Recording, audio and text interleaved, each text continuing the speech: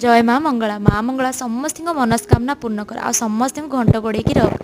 आज मंगलार द्वितीय पाड़ी से गाधे पाधे आसिक देखे तो माँ आमर फुलरे सजे केते सुंदर लगुच ना। मंगलार जिते बड़े आसे मु मो मन को जमार संभाल रखिपारे केवल माँ को देखा आ माँ पाई किसी करने को मत भारी इच्छा हुए ताप मु कौन बा करें कहले आम पाखे कौन से सामर्थ्य अच्छी मुझे बड़े डाकी सी मो पाखे सब आगे ठिया है मत से ही दरकार ये अलता लगे दी तापर आसती आ पूजा आमर ये पाखापाखि सरीगला तापर आम टे पंचामृतर पणा पीलु आ संध्या बेलू ठाकुराणी मंदिर जीव बोलिकी कथा होइलु। ठाकुराणी मंदिरटा आमर पूरा पूरी एबे अलग प्रकार हो जाए कहीं नुआ से तैयारी चली तापर समस्ते मिसिकी बाहर पणा ढाळा